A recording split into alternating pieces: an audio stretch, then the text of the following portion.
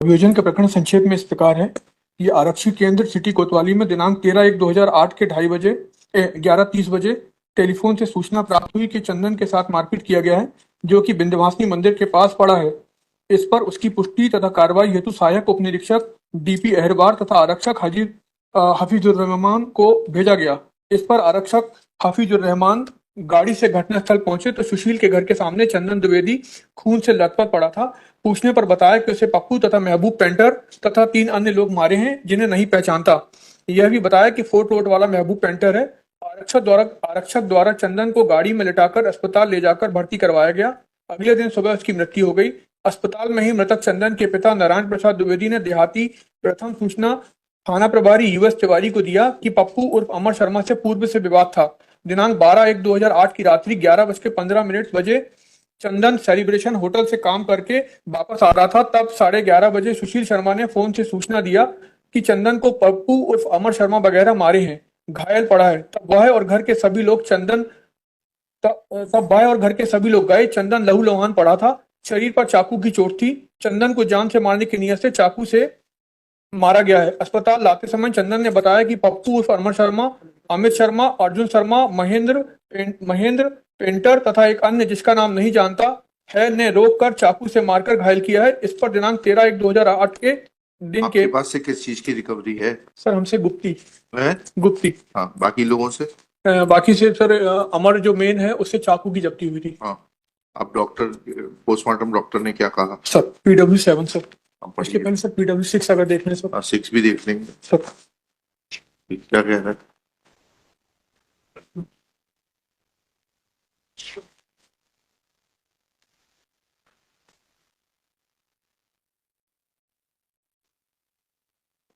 जिन 3 का एक्विटल हुआ उनके पास क्या था?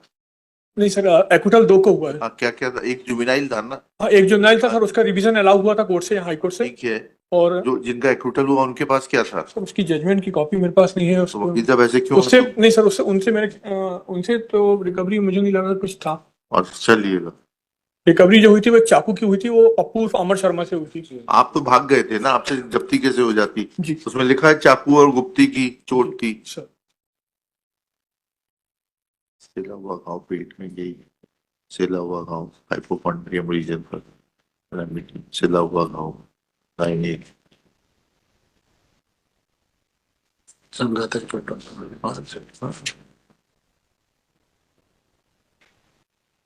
इसमें आई विटनेस कौन था? PW1 सर एक्चुअली में यहाँ इसमें तो ये केस जो है वो ओरल डायरेक्शन पे है, PW4। वो जो आरक्षक हैं जो सबसे पहले वहां पर पहुंचे, और उनका कहना है कि मैं वहां पहुंचा तब मुझे मृतक ने बताया कि इन लोगों ने मारा है।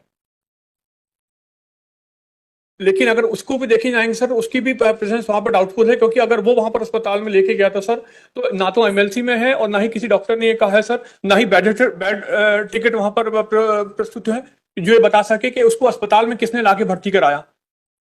हमने वो जो PW4 है सर, उससे हमारा विवाद चल रहा था, इसीलिए हमारा ये कहना था कि उसने ये कहाँ आया? PW4 से आपका विवाद चल रहा?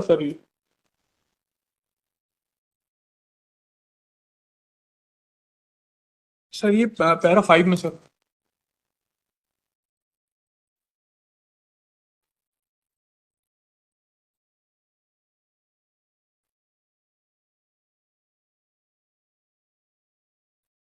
मुझे बताने वाले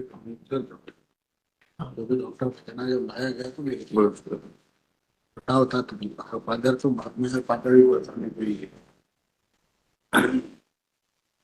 बिना बताए वाला कोई है जिसने डायरेक्ट देखा हो एक्सीडेंट? सर जी PW2 ने सर एक्चुअली प्रोसिक्यूशन का केस ये है कि घटना के जब सब घटना हुई तब वहां पर एक सुशील शर्मा था, उसने फोन पे मृतक के घर वालों को, तो सुशील शर्मा हॉस्टाइल है सर, उसका नहीं है, उसने कुछ नहीं कहा। सुशील शर्मा का कहना था कि मैंने घर वालों को जानकारी दी सर, और फिर घर वाले वहां पर पहुंचे। तो सबसे पहले जो देहाती नालसी लेकर आई है वो फादर ने लेकर आई सर। देहाती नालसी अगर आप देखेंगे सर, देख लिया है, लिखा है। जी देहाती नालसी में वो कह रहे हैं सर, देहाती नालसी में कहते हैं चंदन वहां पर लहूलुहान हालत में पड़ा था, चूंकि वो सीरियस था तो उसको अस्पताल लेके गए, और अस्पताल में उसने बताया, तो अस्पताल में तो वो सब सीरियस था, वो डॉक्टर कह रहे हैं कि उसको बेहोशी की हालत में लाया गया था। अब ये जो फादर हैं जो कि देहाती नाल से लिखवाते हैं और कहते हैं कि जब मैं घटनास्थल पर पहुंचा तब वो बेहोश पड़ा था, यही फादर सर 161 में कहते हैं कि जब मैं घटनास्थल पर पहुंचा तो घटनास्थल पर सिर्फ खून पड़ा था, मृतक को ले जाया जा चुका था, मृतक को ले जाया जा चुका था। घटनास्थल पर सर कोई भी उस रेलिवेंट पॉइंट टाइम पे नहीं पहुंचा था, डायरेक्ट सब लोग बाद में पहुंचे थे जब घटना घटित हो चुकी थी, किसी ने हमको मारते हुए नहीं देखा था। और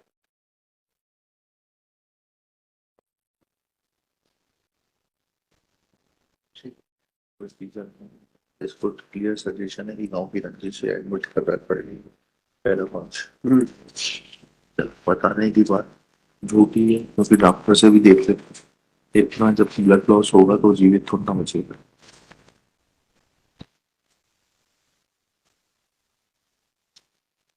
इलाज करना डॉक्टर उसी से मिलते हैं।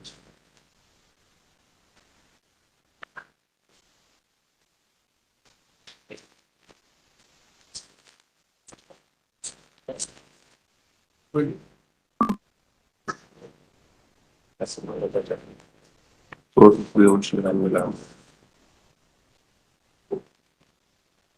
लोग झूठे हस्बैंड करते हैं। video. Heard Shri Vivek Agrawal, learned counsel for the appellant on IF 5921/2023 an application for suspension of sentence full stop. Judgment का नाम और नंबर डाल लीजिएगा, कन्विक्शन डाल लीजिएगा. It is submitted that Dr. S.K. Pathak, CMO, within bracket PW7, has admitted in his cross-examination that if size of injuries is similar, then it may be caused with a single weapon. He has further admitted that looking to the size of the injuries and the place of injuries being on vital organs, there would have been excessive blood loss causing instantaneous unconsciousness, and therefore a statement of PW4 that deceased had informed him on way about the nature of injuries is incorrect. Full stop. It is, this fact is corroborated by MLC Doctor PW6 Priyank Sharma, ji PW6. Full stop. It is further submitted that PW4 had enmity with the appellant as is suggested to him in para 5, and PW1 and 2 are not the eyewitnesses as admittedly they had reached the place of the incident subsequently.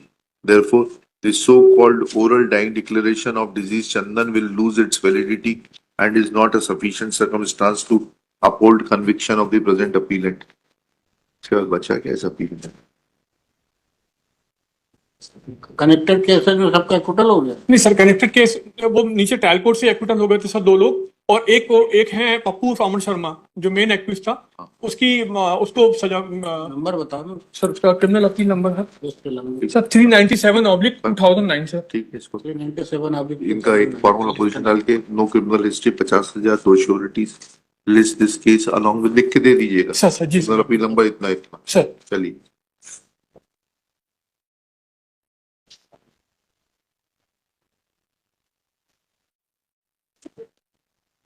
This is third suspension of sentence.